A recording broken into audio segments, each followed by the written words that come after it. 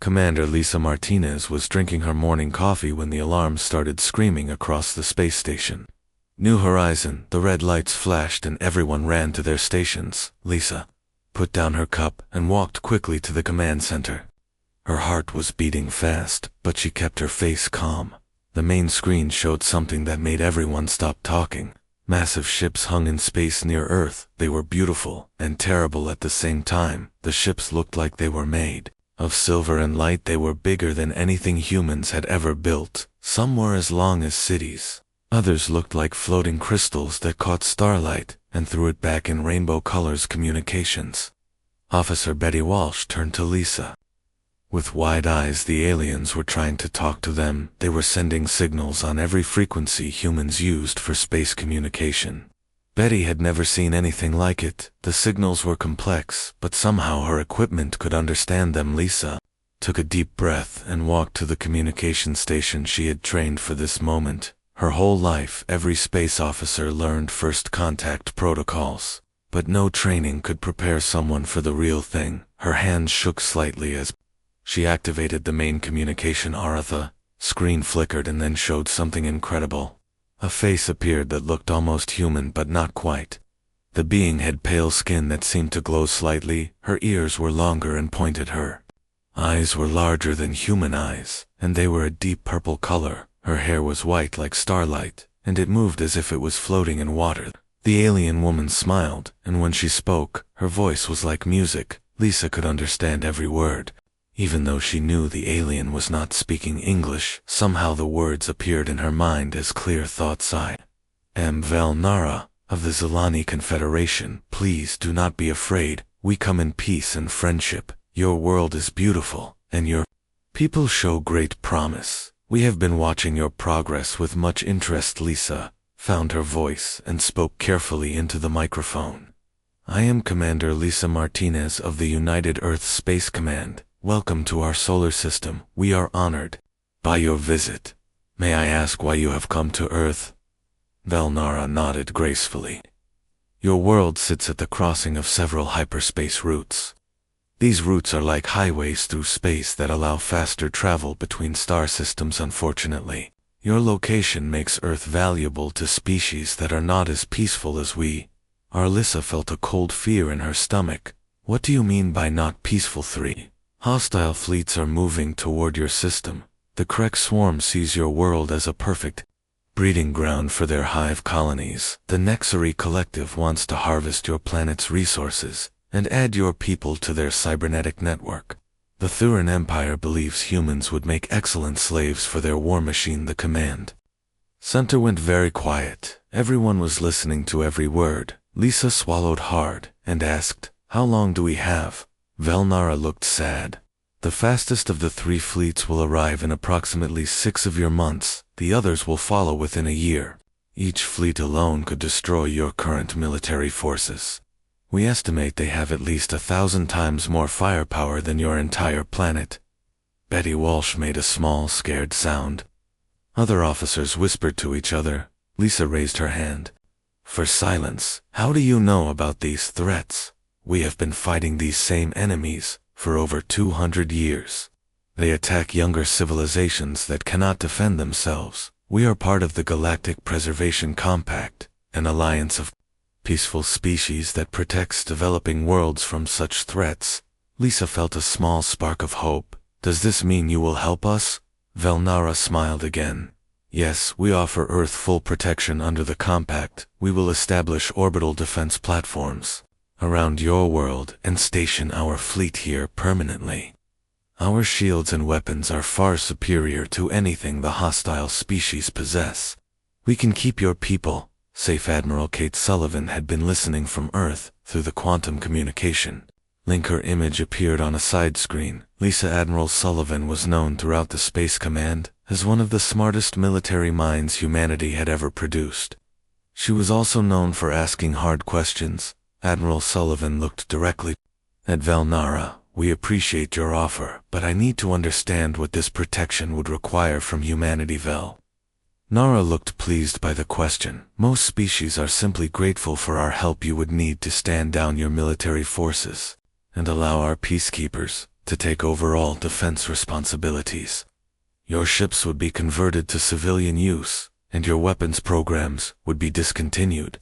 This is standard procedure for all protected worlds. The Admiral was quiet for a long moment. Lisa could see her thinking carefully about every word. When she spoke again, her voice was calm, but Lisa could hear something else underneath these 3 fleets that are coming toward Earth. Can you tell me exactly where they are now, and which routes they are taking? Valnara looked confused by the question, of course, but why do you need such specific information? Our forces will handle all combat operations. Your people will be safe behind our shields. Admiral Sullivan smiled, and Lisa recognized that smile. It was the same smile the Admiral wore when she was planning something clever. Where exactly are these threats coming from? Valnara shared the star charts and tactical information. The Krek swarm was approaching from the Vegas sector using a route that passed through several uninhabited systems. The Nexari collective was coming from Spinward through a nebula that would hide their approach until the last moment. The Thurin Empire was taking the longest route, but they were bringing the most ships as Valnara explained the enemy movements. Lisa watched. Admiral Sullivan studied the information. The Admiral asked questions about ship types, weapon systems, fleet formations, and command structures. Valnara answered them all, but she seemed more and more puzzled by each question. Finally, Valnara asked, "Why do you need to know these details? No protected species has ever requested such information before. They usually ask about cultural exchange programs or trade agreements." Admiral Sullivan looked at Valnara with respect, but also with something that might have been pity. "We appreciate your offer of protection, but humans have a different way of handling threats. We prefer to understand our enemies before we decide how to deal with them, but your weapons cannot harm their ships, and your defenses cannot stop their attacks." Valnara said, "We have studied your technology carefully. You are perhaps 50 years away from developing weapons that could threaten even their smallest vessels." The Admiral nodded. "That may be true, but we would still like to take a look at these threats ourselves. Would it be possible for some of our ships to observe your defensive positions and study the enemy fleets when they arrive?" Valnara looked completely baffled. No species has ever made such a request before. Protected worlds stay safely behind our shields while we handle all military matters. It is too dangerous for your primitive vessels to approach combat zones. Lisa watched the conversation with growing fascination. She was beginning to understand something important about both humans and aliens. The Zilani seemed to think of war as something that happened to you, something you endured until it went away. Humans seemed to think of war as a problem that needed to be solved. Admiral Sullivan spoke again. "We would like some time to consider your generous offer. In the meantime, would you be willing to share more detailed information about these enemy species? Their tactics, their weaknesses, anything that might help us understand what we are facing?" "Of course," Valnara said, though she still looked confused.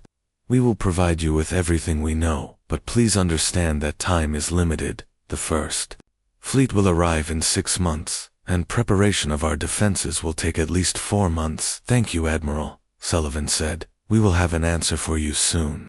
But first we need to study the situation carefully." After the communication ended, Lisa realized something that made her both proud and worried. The aliens had offered to protect Earth, like parents protecting children, but Admiral Sullivan was not thinking like a child who needed protection. She was thinking like a soldier who had just been told where the enemy was hiding. Dr. Amy Foster walked through the research lab on Luna Base 3, where she worked alongside the Zilani scientist Lythera.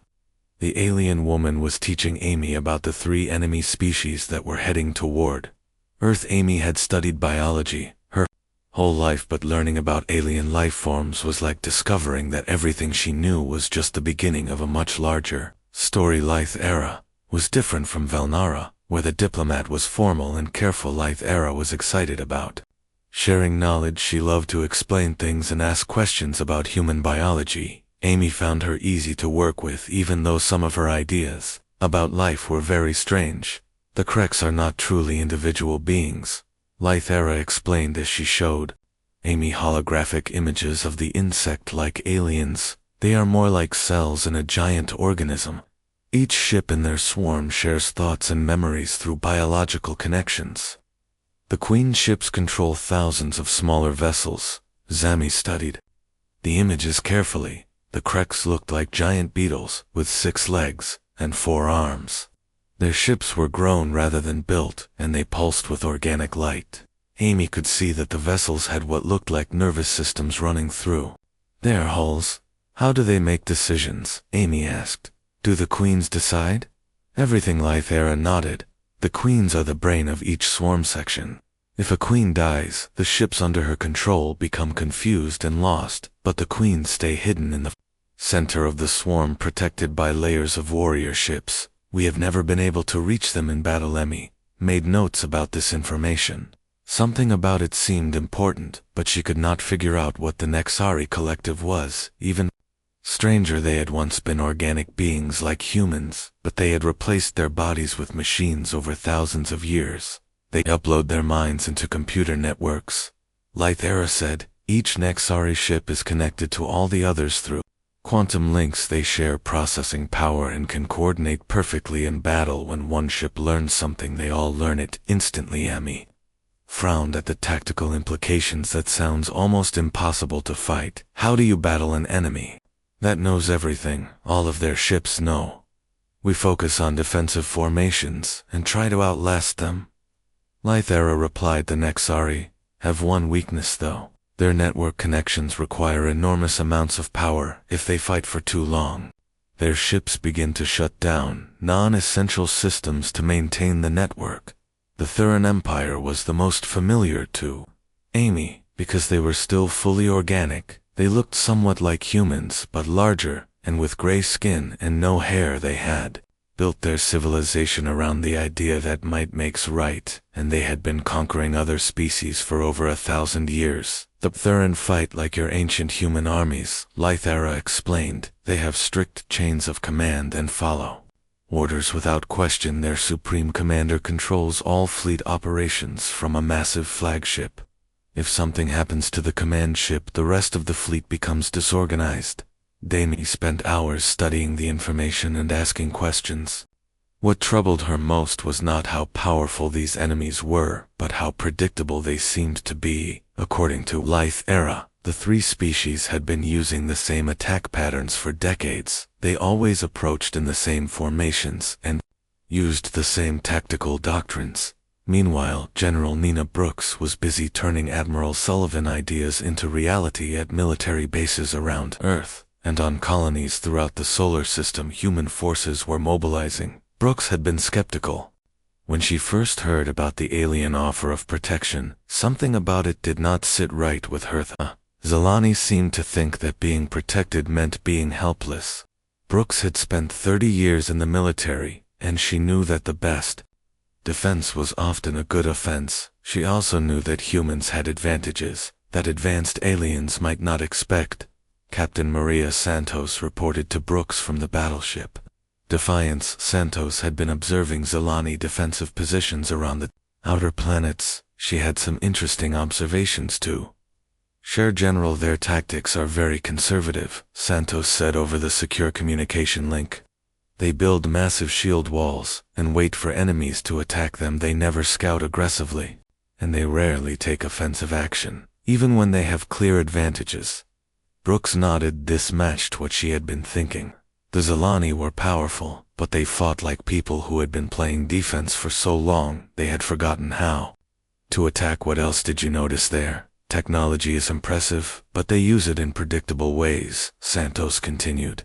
Every Zelani ship follows the same formations and responds to threats in the same manner. I think they have become too rigid in their thinking. Brooks smiled. Santos was one of her best tactical minds, and she was reaching the same conclusions that Brooks had been forming. The Zelani had been fighting the same enemies for 200 years, but they had never actually defeated them. They had just been holding them off.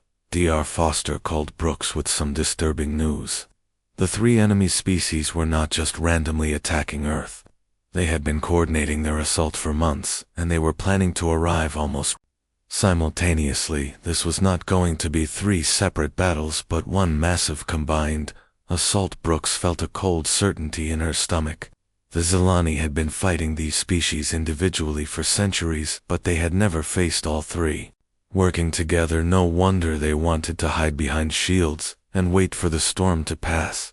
But Brooks had a different idea. She called Admiral Sullivan and presented her analysis. What if instead of letting them come to us, we went to them? The Admiral was quiet for a moment. General, that sounds very dangerous. Our ships are not equipped for deep space combat against superior forces. Brooks had expected this response. But General, what if we did not fight them with our ships? What if we fought them with our ideas? The Zilani have better technology, but we might have better tactics. Admiral Sullivan asked Brooks to explain her thinking. Brooks pulled up the star charts that Valnara had provided. The three enemy fleets were approaching from different directions, but they all had to pass through certain choke points in space where hyperspace routes converged. The Kreks are following a route through the Vega sector, Santos continued. They have to pass through a system with a dense asteroid field. The Nexari are using a nebula for cover, but that same nebula limits their sensor range. The Thurin are taking the long way around, but that means they will be strung out over a longer distance. Brooks could see the possibilities forming in the Admiral mind. What are you thinking? General Brooks smiled. We offer to help the Zilani with reconnaissance. We send small fast ships to observe the enemy fleets and gather intelligence, but while we are gathering intelligence, we also look for opportunities. Sullivan understood immediately the Zilani would never approve an offensive operation, but they might accept human help with scouting. If human ships happened to find tactical advantages while they were observing, that was just good intelligence. Gathering Colonel Sandra Hayes was excited when she got her orders. She would lead a squadron of stealth frigates on a reconnaissance mission to observe the approaching Krek swarm. Her ships were designed for speed and stealth, not for fighting, but Hayes had some ideas about how to use those advantages. The plan was simple. On the surface, Hayes would take her ships through the asteroid field and observe Krek's movements from a safe distance. She would gather intelligence about their formations, ship types, and tactical doctrines. Then she would return to Earth with detailed information for the Zilani defenders. But Hayes had been talking to Dr. Foster, and she had some additional objectives. Dr. Foster believed that the Krek's queens were the key to everything. If the queens could be located and identified, the entire swarm structure would become clear. Hayes planned to get close enough to the swarm to map their command structure. Valnara was not happy about the human reconnaissance missions. She tried to explain to Admiral Sullivan that such operations were unnecessary and dangerous. The Zilani had been fighting these enemies for centuries, and they already knew everything there was to know about their capabilities, but humans kept asking questions that Valnara had never considered. Why did the three species always attack together? Why did they use the same routes every time? Why had no one ever tried to disrupt their coordination before they reached their target? Lythera was fascinated by human curiosity. She had never worked with a species that approached problems the way humans did. Most civilizations that joined the Galactic Preservation Compact were content to be protected. They focused on art, music, philosophy, and other peaceful pursuits. But humans seemed to think that understanding their enemies was more important than hiding from them. Amy Foster asked questions that made Lythera reconsider things she had always accepted as facts. Why did the Kreks always protect their queens? In the center of the swarm, what would happen if the queens were separated from their warriors?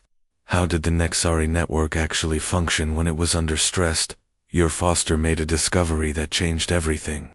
She was studying the historical records of previous attacks by the three species, and she noticed something that the Zilani had never mentioned. The attacks followed a pattern that repeated every few decades. The same species would attack the same targets, using the same routes and the same tactics. Amy brought this information too. Lythera, who was shocked to realize that Amy was right. The three enemy species had become as predictable as the Zilani.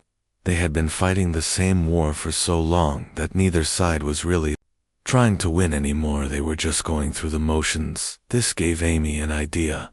What if the reason these species kept attacking was because they knew exactly what to expect from Zilani defenses? What if they had become dependent on the predictable nature of these conflicts? What would happen if someone changed the rules of the game-life era? Had never considered such possibilities. In Zilani, culture war was seen as a natural disaster, something to be endured rather than something to be solved.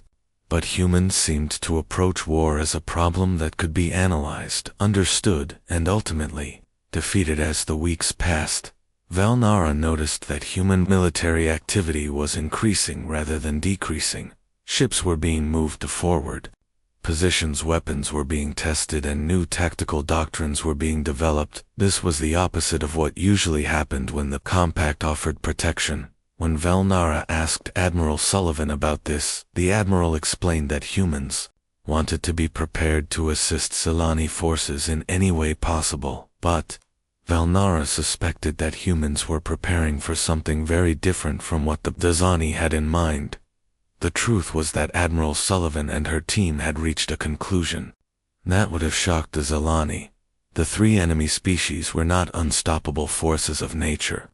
They were military organizations with weaknesses and limitations. They could be defeated, but only by someone who was willing to fight them in a new way. Humans were going to change the rules. Colonel Sandra Hayes watched her sensor screens as the Krek swarm dropped out of hyperspace at the edge of the solar system. The sight was both terrifying and beautiful. Thousands of organic ships moved through space like a living cloud. Each vessel pulsed with bioluminescent patterns that created waves of light across the entire formation. The swarm moved unlike anything humans had ever seen. Instead of flying in rigid formations like human ships, the Kreks vessels flowed and shifted like a school of fish or a flock of birds. The smaller ships darted around the edges while larger vessels held the center.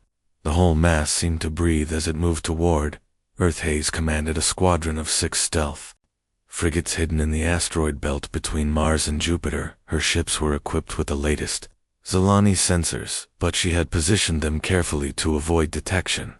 The human vessels looked like just another piece of space debris among the floating rocks. Captain Janet Miller piloted the frigate's Silent Runner alongside Hayes.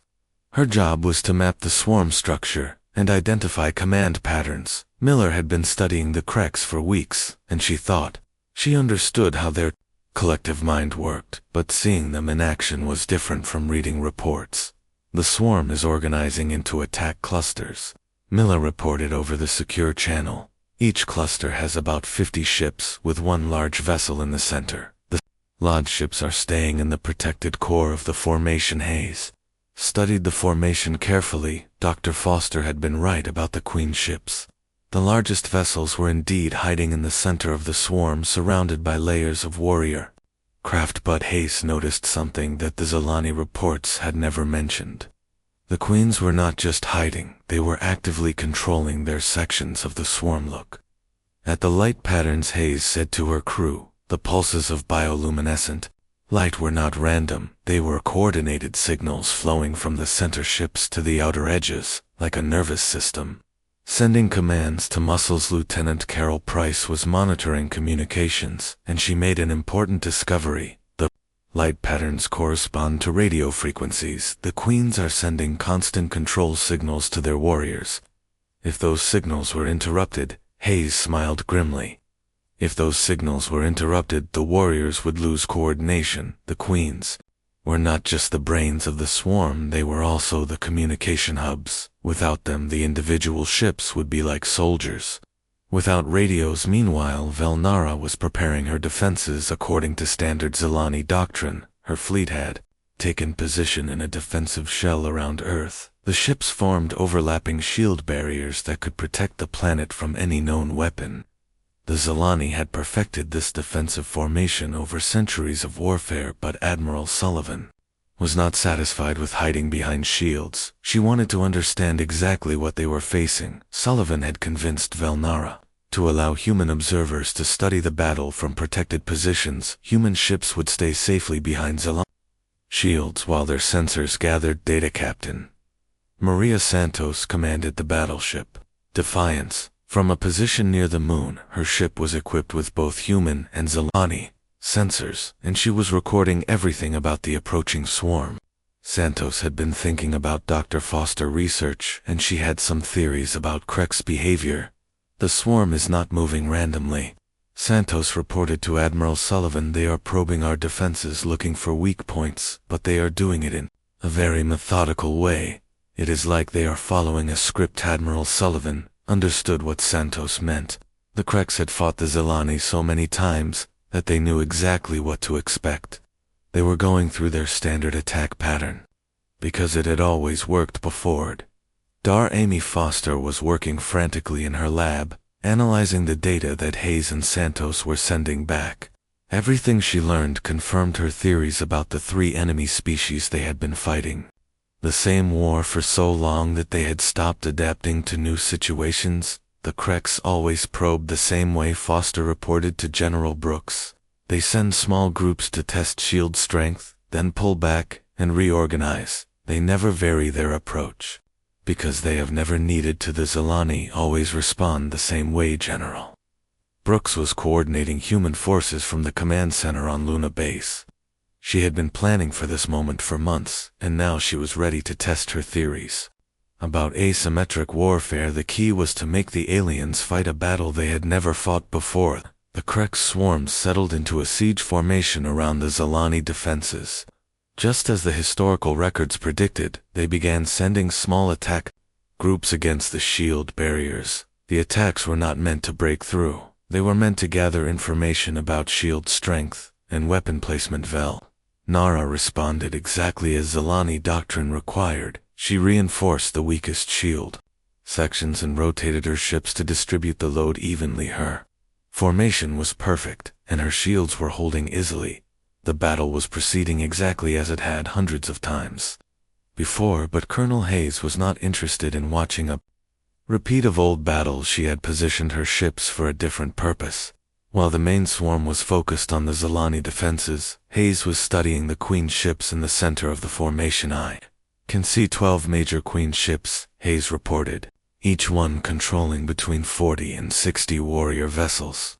The Queens are staying in constant communication with each other through high-frequency transmissions. If we could disrupt those communications, Admiral Sullivan had been waiting for this information. Hayes had confirmed what Dr. Foster suspected. The Krek's command structure was more fragile than it appeared. The Queens were powerful, but they were also vulnerable. Santos had made her own discoveries about the swarm organization. The Kreks ships were arranged in a perfect hierarchy, with each level of command controlling the level below.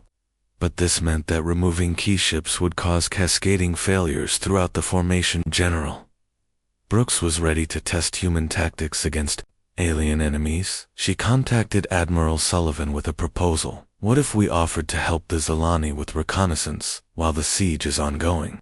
We could send fast ships to gather intelligence about the enemy formation. Admiral Sullivan understood the real purpose of Brooks' proposal. Human ships would approach the swarm under the pretense of gathering intelligence, but they would actually be positioning themselves for surgical strikes against key targets. Nara was reluctant to approve such a dangerous mission, but Lythera convinced her to accept human help. The Zilani scientist had been working with Dr. Foster, and she was beginning to understand that humans approached warfare differently than any species she had encountered. Hayes received new orders that made her smile. She was authorized to conduct close reconnaissance of the Krek's formation.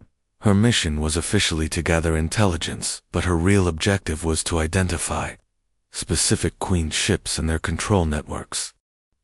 The stealth frigates moved carefully through the asteroid field, using the floating rocks as cover. Hayes had studied Krek's sensor capabilities, and she knew they were designed to detect large energy signatures. Human stealth technology was primitive compared to Zilani shields, but it worked differently, and the Kreks were not expecting it. Miller guided Silent Runner through a gap in the Krek's formation. The organic ships around them pulsed with alien light, but none of them detected the small human vessel. Miller felt like she was swimming through a school of luminous fish, except these fish were each the size of a skyscraper. Hayes positioned her ships around the central cluster where the largest queen ships were located. She could see the massive creatures that served as the command nodes for the entire swarm. Each queen was beautiful in its own terrifying way. Like a living cathedral made of bone and light, the queens were connected to each other through streams of bioelectric energy that flowed between their ships. Hayes could see the pattern of control signals flowing from the center of the formation to the edges. Like nerves controlling muscles, the queens were the brain of a massive organism. But Hayes also saw the weakness that Dr. Foster had predicted. The queens were completely dependent on their communication network. If that network was disrupted, the swarm would lose its coordination. The warrior ships would become confused and vulnerable. Hayes sent her observations back to Admiral Sullivan and General Brooks. The data confirmed everything the humans had theorized about Krek's organization. The swarm was powerful, but it was also brittle. Remove the right pieces, and the whole structure would collapse. The siege continued. According to the ancient pattern, the Kreks probed the Zilani defenses, while Velnara maintained her protective formation. Both sides were following scripts that had been written centuries ago. Neither side was trying to end the conflict. They were just playing their roles in an eternal drama. But humans were about to change the script. Hayes had identified the targets, and Brooks had prepared the weapons. Now they just needed Admiral Sullivan to give the order to begin a new kind of warfare. The storm had arrived, but humans were not planning to weather it. They were planning to tame it. General Nina Brooks stood in the war room on Luna Base, looking at the tactical display that showed all three enemy fleets. The next collective had arrived 2 days after the Kreks and had taken position on the far side of Earth. The Thuran Empire was still approaching, but their massive flagship was already visible on long-range sensors. Admiral Kate Sullivan joined Brooks at the display. Both women had been planning this moment for months, but now that it was here, the weight of responsibility felt enormous. They were about to attempt something that no species in the galaxy had ever tried before, a coordinated offensive against all three enemy fleets simultaneously. The Zilani are confused, Sullivan said. Velnara keeps asking why we are not taking defensive positions. She cannot understand why we want to attack enemies who have not yet threatened us directly. Brooks nodded. The Zilani had been thinking defensively for so long that the idea of striking first was completely foreign to them. But humans had studied military history for thousands of years, and they knew that the best defense was often good offense. Commander Rachel Stone was preparing her fighter squadron for the most dangerous mission of her career. Her 12 fighters had been equipped with experimental weapons that combined human missile technology with Zilani energy systems.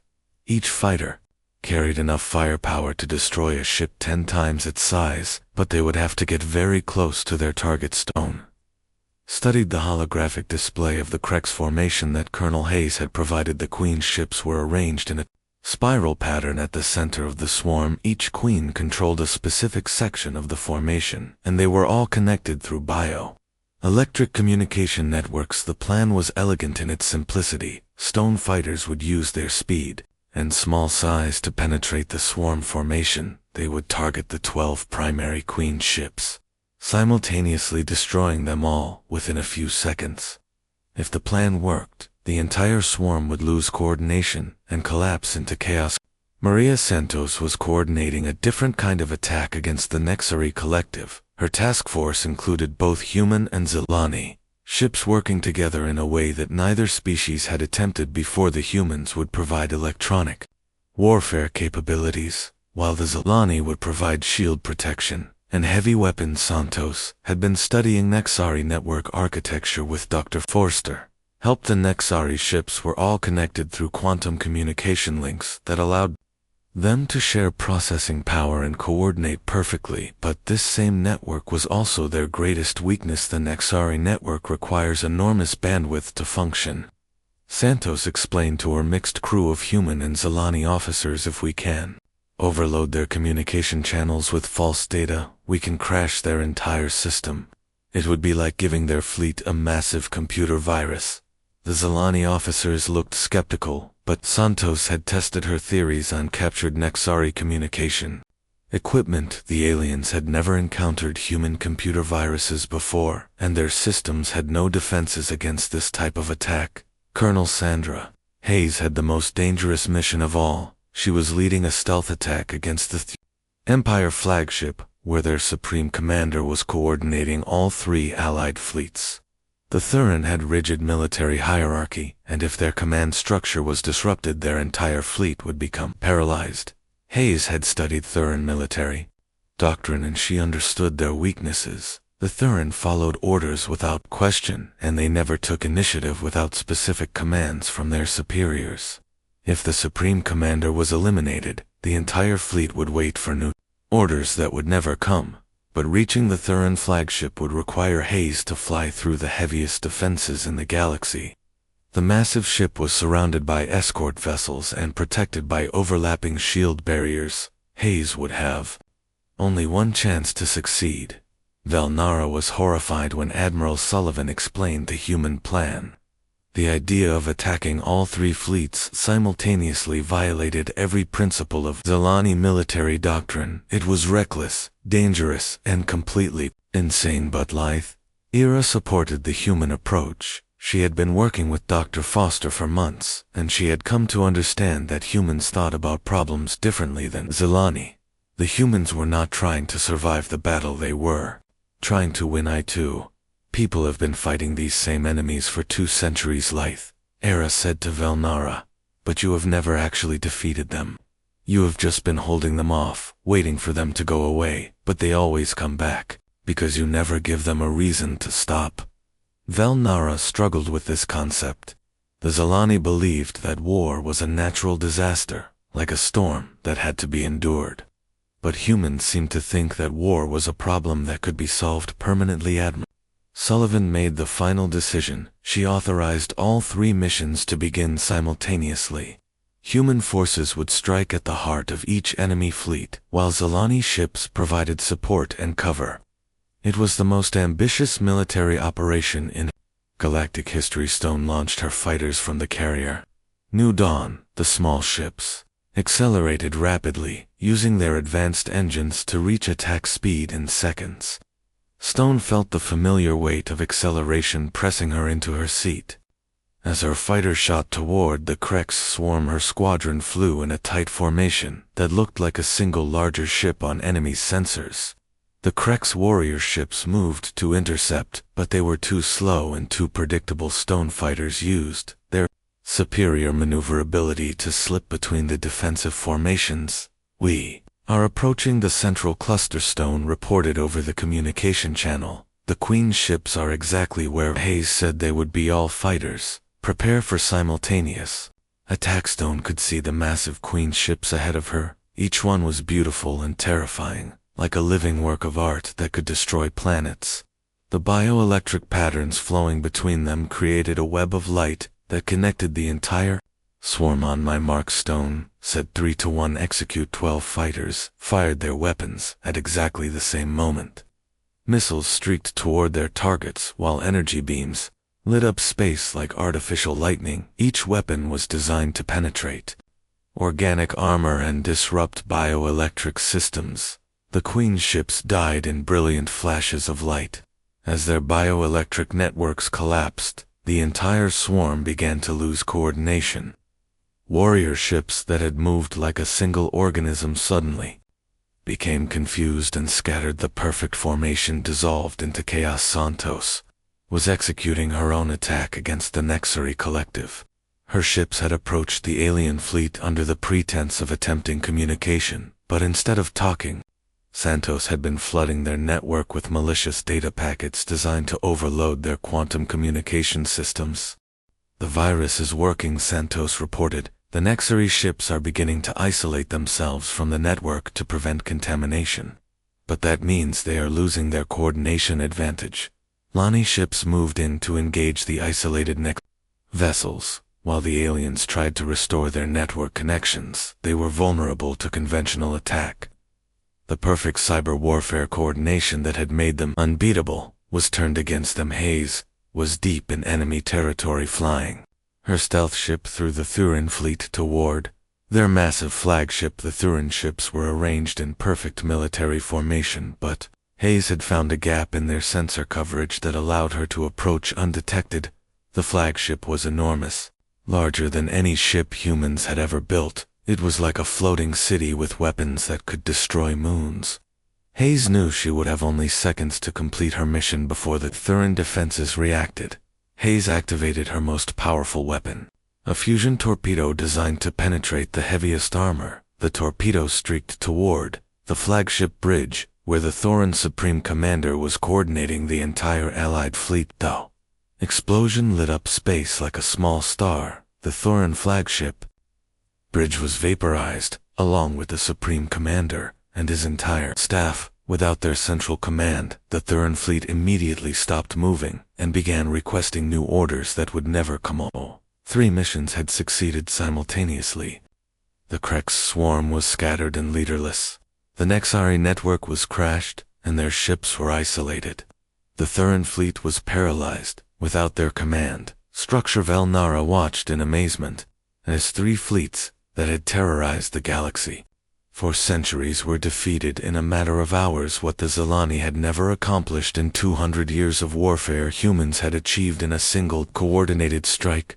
But the humans were not finished. General Brooks had anticipated that some enemy ships would try to retreat and regroup. Human pursuit squadrons were already moving to intercept fleeing vessels. The goal was not just to win this battle, but to end the threat permanently. For the first time in galactic history, someone had changed the rules of the ancient game. The battle was over in less than 6 hours. What had begun as a siege that should have lasted months ended with 3 enemy fleets either destroyed or retreating in complete disorder. Admiral Kate Sullivan stood on the bridge of her flagship watching the aftermath of the most decisive victory in galactic history. Lieutenant Commander Rachel Stone was leading her fighters in pursuit of scattered Krex ships. The organic vessels that had once moved like a single organism were now fleeing in random directions without coordination. Many of the warrior ships had simply stopped functioning when their queen ships died, leaving them drifting helplessly in space. Stone felt a mixture of satisfaction and sadness as she watched the alien ships. The Krex had been terrifying enemies, but they were also living beings who had been following their nature. She hoped that without their aggressive queens, the surviving Krex might find a more peaceful way to exist. Captain Maria Santos was coordinating the cleanup of Nexari ships that had been disabled by the computer virus. Many of the cybernetic vessels were completely dead, their networks so damaged that they could not function. Santos ordered her crews to capture rather than destroy the helpless ships. The Nexari had uploaded their consciousness into machines to achieve immortality, but their dependence on network connections had made them vulnerable in a way they had never considered. Santos wondered if the surviving Nexari would learn from this defeat. Colonel Sandra Hayes was pursuing the remains of the Thurin fleet, which was retreating toward their home territory in complete disarray. Without their supreme commander, the rigid military hierarchy had collapsed into chaos. Individual ship captains were making their own decisions, and most of them had decided to run. Hayes could have destroyed many more Thurin ships, but she chose to let them go. She wanted them to return home and tell their people what had happened. Human mercy might be more effective than human weapons in preventing future attacks. Velnara stood in her command center trying to understand what she had witnessed. The 3 most feared military forces in the galaxy had been defeated by a species that the Zilani had considered primitive. The victory was so complete that it seemed impossible. When Velnara contacted Admiral Sullivan, she could barely find words to express her amazement. How did you know that such tactics would work? No species has ever attempted simultaneous strikes against separated enemy forces. Admiral Sullivan smiled gently. We studied the problem carefully. The 3 enemy fleets were powerful, but they had been using the same strategies. For centuries they had become predictable. We simply did something they did not expect, but your weapons were inferior to theirs. Velnara protested. Your ships were smaller and less advanced. How could you achieve such overwhelming victory? The Admiral considered her answer carefully. Superior technology is only an advantage if you use it wisely. Our enemies had better weapons, but they used them in predictable ways. We had weaker weapons, but we used them more creatively. Our Amy Foster was analyzing the biological samples that Stone had collected from destroyed Krek ships. What she found confirmed her theories about the nature of the three enemy species. They had all become evolutionary dead ends, trapped in patterns of behavior that had once been successful but were no longer adaptive. The Kreks had developed their collective consciousness to survive in a dangerous galaxy, but it had made them unable to adapt to new situations. The Nexari had uploaded themselves into machines to escape mortality, but they had lost the flexibility that biological minds provided. The Thuran had built a perfect military hierarchy, but it made them helpless when their leaders were removed. Foster shared her findings with Lythera, who was fascinated by the implications. You are saying that our enemies became weak because they never changed their approach to warfare. Exactly, Foster replied. They had been winning for so long that they stopped learning when someone finally challenged them in a new way. They could not adapt quickly enough to respond. General Nina Brooks was already planning for the future. The victory had been decisive, but it was only the beginning. Human forces would need to patrol the galaxy to prevent other aggressive species from taking the place of the three defeated fleets. But Brooks had a larger vision. She wanted to create a new kind of galactic alliance, one based on cooperation rather than protection. The Galactic Preservation Compact had been successful, but it had also created dependency among protected species. Brooks proposed a meeting with representatives from all member species of the Compact. She wanted to discuss a new approach to galactic security, one where every species contributed according to their abilities rather than simply being protected by the Zillan. Velnara was initially resistant to this idea. The Compact had maintained peace for thousands of years by keeping military responsibilities with the most advanced species, but Lythera convinced her to consider the human proposal. What if the reason we could never defeat these enemies was because we were fighting them alone?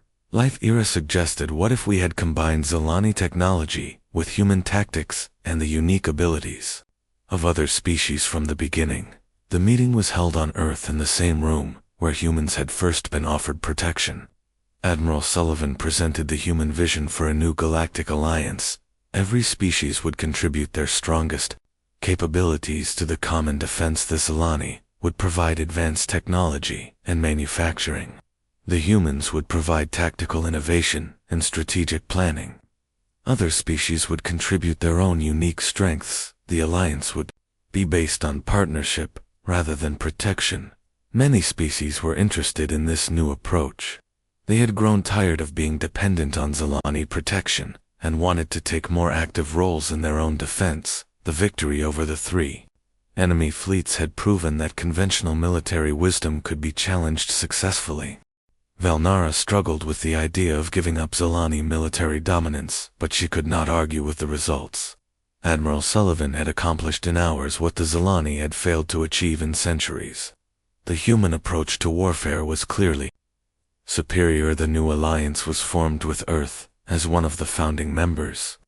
Humans would establish military academies throughout the galaxy, where officers from all species would learn innovative tactical doctrines. The rigid defensive strategies that had dominated galactic warfare for millennia would be replaced by flexible adaptive approaches. Dr. Foster and Lythera began collaborative research projects that combined human biological sciences with Zilani technology. They hoped to develop new approaches to medical care, environmental restoration, and space exploration. Captain Santos was promoted to admiral and given command of the first integrated fleet, where ships from multiple species would work together using combined technologies and tactics. The old system of separate fleets for each species would be replaced by truly cooperative forces. Colonel Hayes established a new intelligence service that would monitor galactic threats and respond to them before they became serious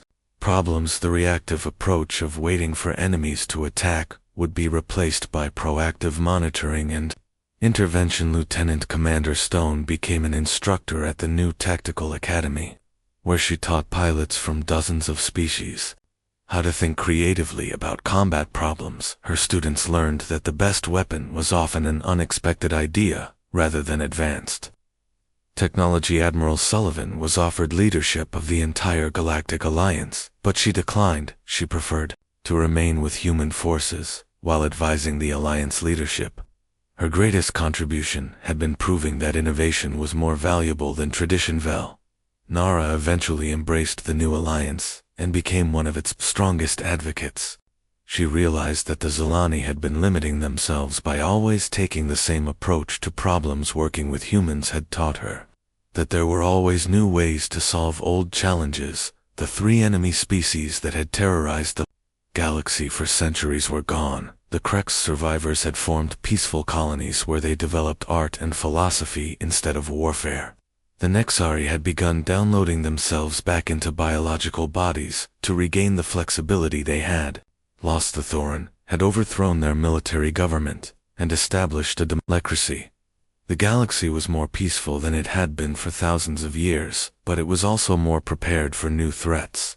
When aggressive species arose, they found themselves facing not just Zilani shields but human innovation, Zilani technology, Nexari computing power, and the combined strengths of dozens of allied species. In her final report, Admiral Sullivan wrote that the greatest discovery of the war had not been a new weapon or technology. It had been the realization that different species could accomplish together what none of them could achieve alone.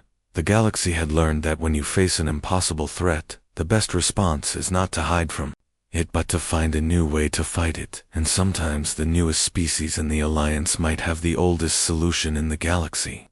The willingness to try something that had never been tried before. When Velnara was asked by younger Zilani officers how humans had achieved such an impossible victory, she would smile and give them the answer that Admiral Sullivan had given her. Humans did not try to be stronger than their enemies, they simply tried to be smarter. And in a galaxy full of ancient civilizations that had stopped learning, that was the most revolutionary idea of all.